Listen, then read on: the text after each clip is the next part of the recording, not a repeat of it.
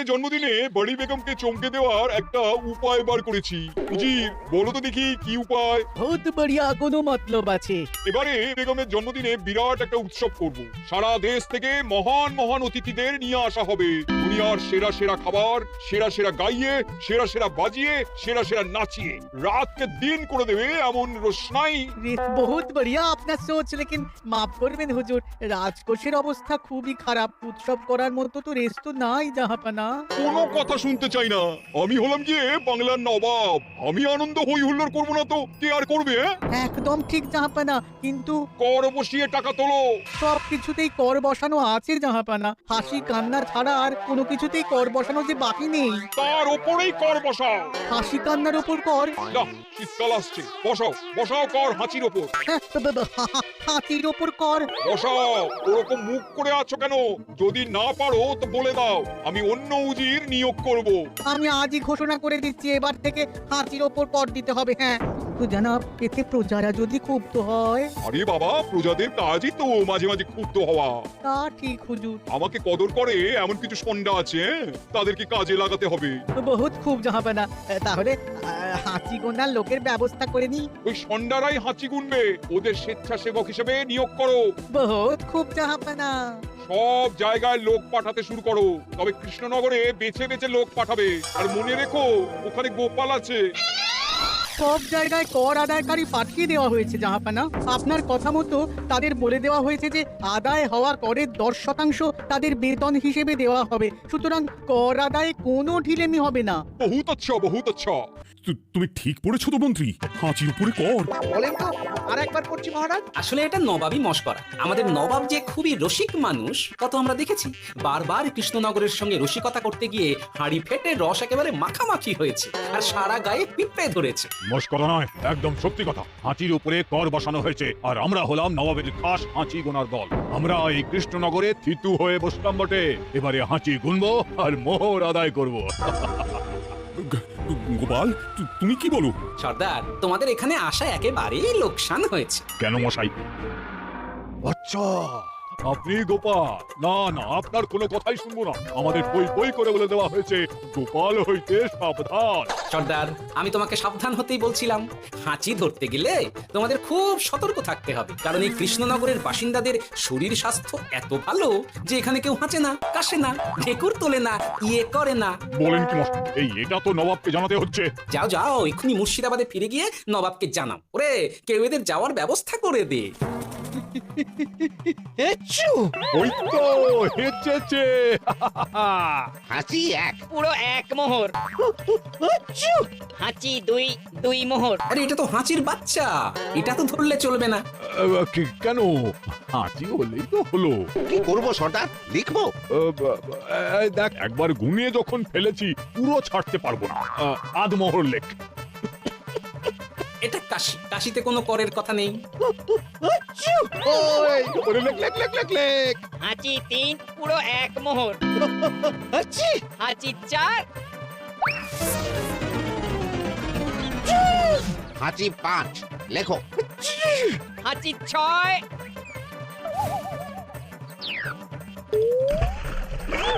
যা। চাকি রে, শুনেছিলাম কৃষ্ণনগরের মন্ত্রীটা মাথা মোটা। প্রমাণ হয়ে গেল, জল থেকে উঠবে যখন ঠান্ডা লেগে হাঁচি তো আরো বাড়বে। জলে বুড়বুড়ি উঠছে, এটা জলের তলায় তলায় হাঁটছে। হাঁচি 7। এখনো তো ফিরলো না, বেলা গড়িয়ে দুপুর হয়ে গেল। ভাববেন না রাজামশাই, আমরা যারা যারা এখানে এসেছি সবাই ধড়িবাজ লোক। মন্ত্রীর হাঁচি নিংড়ে নিয়ে ফিরবে। ছি ছি ছি ছি ছি ছি ছি ছি ছি। কি হলো গোপাল? আমরা কৃষ্ণনগরের প্রবাদ প্রতিম আতিথেয়তার অসম্মান করেছি মহারাজ। কেন? কিভাবে? কখন? এখন মহারাজ, এখন। এনারা সেই সুদূর মুর্শিদাবাদ থেকে এসেছেন, আর আমরা এতক্ষণ শুধু অন্য কথাই বলে চলেছি। এনাদের আপ্যায়নের ব্যবস্থা করিনি। তাই তো। মহারাজ, আপনি ব্যস্ত হবেন না। এই কে আছো?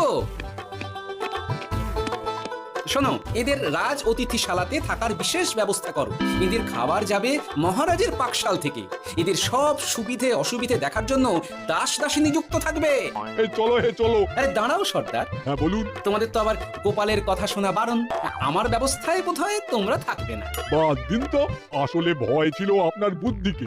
আর ভয় নেই। কেমন আগু পিছু বিচার না করেই বলে ফেললেন এখানে কেউ হাঁচে না। বুঝে গেছি আসলে গোপাল হলো গল্প। এই চলো চলো, ও বড্ড খিদে পেয়েছে। প্রহরী, এই সর্দারের দলের বাকি লোকগুলো এলে এদেরকেও অতিথিশালায় নিয়ে যেও। হ্যাঁ, আচ্ছা। কি গোপাল, এই রক্তচোষাগুলোর জন্য তুমি রাজনিবাস আর রাজভোগের ব্যবস্থা করে দিলে? গোপাল কার পক্ষে মহারাজ? এতক্ষণ গোপালের সব কাজ তো কৃষ্ণনগরের বিপক্ষে গেল। বটেই তো, আমি মনে মনে গণনা করে দেখলাম গোপালের শুল যোগ শুরু হয়েছে। আগামী 1 যুগ ধরে গোপাল যেখানে থাকবে সেখানে রাহুর প্রকোপে দুঃখ দারিদ্র্য মহামারী একসঙ্গে এসে ধরা পড়বে। মহারাজ, গোপাল কখনো কৃষ্ণনগরের খারাপ ভাবেনি। সে যখন ওই রক্তচোষাদের রাজভোগে রাখার ব্যবস্থা করেছে তখন বুঝতে হবে এর মধ্যে একটা ঘোরতর পেঁচ আছে। গোপালই তাহলে বলুক কি পেঁচ। মহারাজ, মানুষ বিলাসের সুযোগ পেলে কাজ ভুলে বিলাসেই ডুবে থাকে। কত সম্রাট মহাসম্রাট বিলাসিতায় ডুবে কত সাম্রাজ্য মহাসাম্রাজ্য ভেঙে টুকরো করেছে। এরা তো নবাবের পাঠানো কিছু মূর্খ বালক মাত্র মহারাজ। এদের রাজভোগে ডুবিয়ে দিলে হাঁচির কথা কি এদের মনে থাকবে?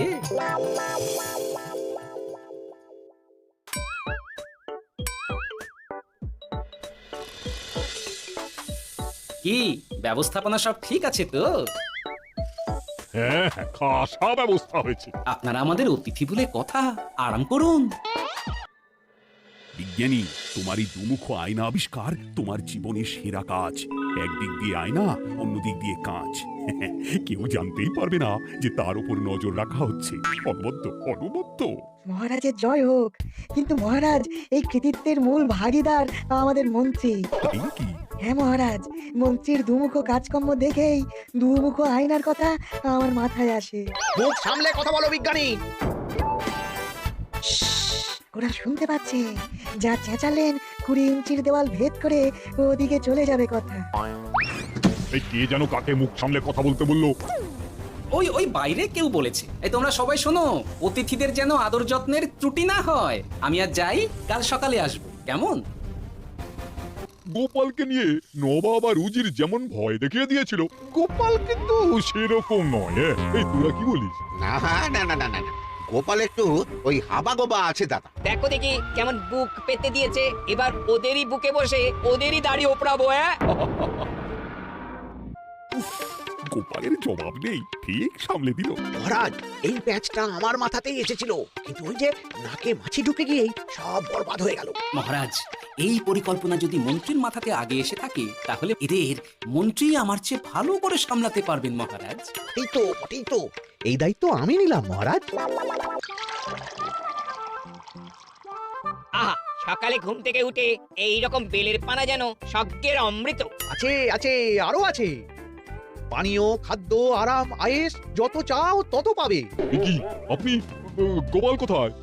মহারাজ বিবেচনা করে দেখেছেন যে মহামান্য অতিথিদের পরিচর্যার ভার গোপালের মতো একজন ভাঁড়ের পক্ষে বহন করা সম্ভব নয়। তাই এই দায়িত্ব আমাকে দেওয়া হয়েছে। কিন্তু কোনো কিন্তু নেই সর্দার, আমি যে খানা পিনা নাচা গানা আমোদ আহ্লাদের ব্যবস্থা করেছি দেখে তুমি চমকে যাবে।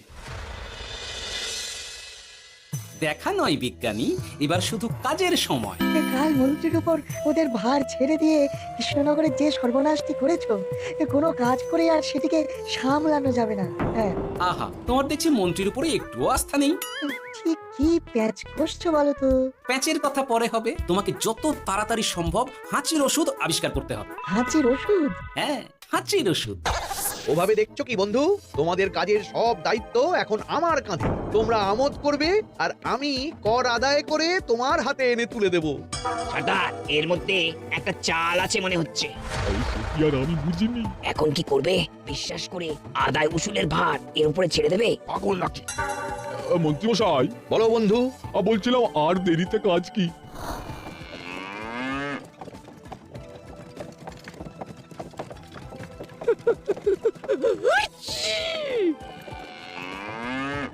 মন্ত্রী, লেখো হাঁচি 1। ওহে, তোমার নাম কি? মন্তেশ্বর হুজুরি আগে। লিখুন মন্ত্রীমশাই, নাম লিখুন। ওহে মন্তেশ্বর, হাঁচি কর 1 মোহর ছাড়ো দেখিনি। হাঁচি 2। আরে যাও, দৌড়ে গিয়ে 2 মোহর আদায় করে আনো। ওরে, তোরা সব কৃষ্ণনগরের কোণে কোণে ছড়িয়ে পড় দেখি, একটা হাঁচিও যেন বাদ না পড়ে। এটা হুজুরে আলা বর্ধমান খাম্বাত এবং কৃষ্ণনগর থেকে। চমৎকার চমৎকার, তাহলে গোপাল কিছু করতে পারেনি। আমাদের যুবশক্তি কৃষ্ণনগরকে পুরো নিংড়ে নিয়ে আসছে।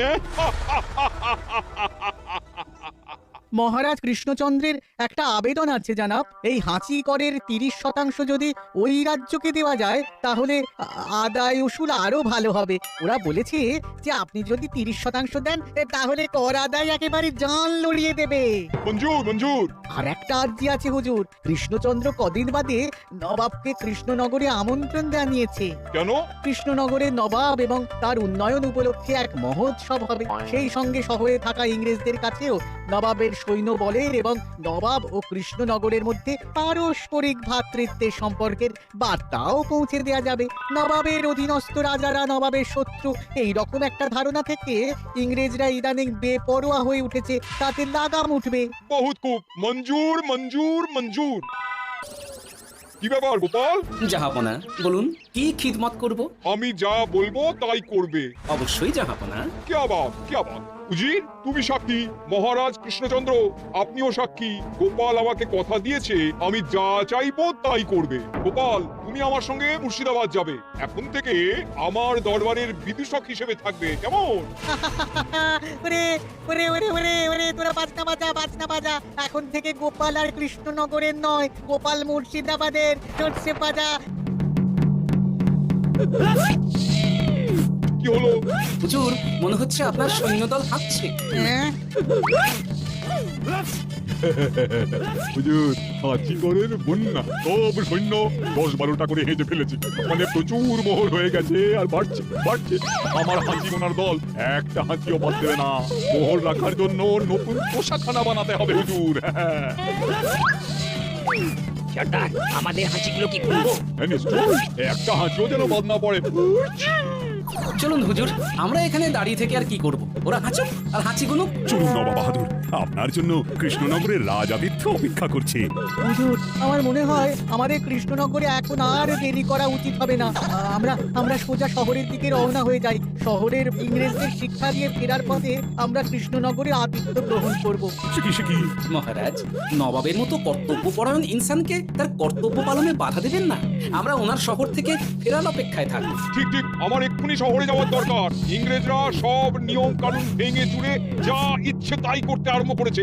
বুঝি সৈন্যদের ডাক দাও, চলো রওনা হই। কিন্তু জাহাপনা, আপনার সৈন্যদের থেকে পাওনা মোহরগুলো এতক্ষণে যা হেঁচেছে, লাখখানেক মোহর তো হয়েই গেছে। ওটা আমরা নিজেদের মধ্যে বুঝে নেব। কিন্তু ওই করের 30% যে কৃষ্ণনগরের পাওনা। পেয়ে যাবে পেয়ে যাবে। শহর থেকে ফিরি আরেকটা কথা, হাঁচি কর ব্যবস্থা এখন থেকে উঠে গেল। কিভাবে গোপাল ভাঁড় মহাশয় নবাবের উন্মাদের মতো জারি করা ওই হাঁচিকর থেকে আমাদের সকলকে রক্ষা করেছেন তা আমরা সকলেই জানি। খাম্বাজের তরফ থেকে তাই গোপালকে সামান্য উপহার। ওহ গোপাল, সত্যি তোমার জবাব নেই। কিছুই হতো না যদি না বিজ্ঞানী ওই হাঁচি চূর্ণ আবিষ্কার করত। এই উপহারের অর্ধেক কিন্তু বিজ্ঞানী। সবই তো বুঝলাম, নবাবকে সৈন্য সহ নিমন্ত্রণ থেকে সৈন্যদলকে হাঁচি চূর্ণ মাখানো, চাঁদোয়ার তলায় ঢোকানো পর্যন্ত। কিন্তু চাঁদোয়া থেকে হাঁচি চূর্ণ ঝরে পড়লো কি করে, সেটাই তো বুঝলাম না। এটা তুমি বলো বিজ্ঞানী। শব্দের বাতাসে কম্পন তৈরি হয়। গোপালের হাততালিতে আমার ঘরের শাড়ি থেকে হাঁচির জন্য ঝরে পড়েছিল। এখানে চাঁদোয়া থেকে ঝরে পড়েছিল বাজনার শব্দে। কি ব্যাপার বিজ্ঞানী, তুমি এখন ছেলে খেলা করছো? হাঁচির ওষুধ হয়ে গেছে। হয়ে গেছে? মূল উপাদান তামাক, গোলমরিচ আর আলকুশির গুঁড়ো। কাজ হবে? হাততালি দাও। কাজ হলো। ব্যাপারটা কি হলো? ওই শাড়িটাতে হাঁচি চূর্ণ মাখানো আছে। তোমার হাততালির শব্দের কম্পনে ঝরে ঝরে পড়েছে। একবার নাকের কাছে এলে পিঁপড়ে থেকে পিশাচ হাঁচতেই হবে, হাঁচতে হবেই হবে। নবাব যদি বাজনা বাজাতে না বলতো। আমাদের বাজনদাররা তৈরি ছিল মহারাজ। যাক, সবই ভালোই ভালোই মিটে গেল। যার শেষ ভালো তার সব ভালো। ব্যাস, এখন শুধু একটাই কাজ বাকি।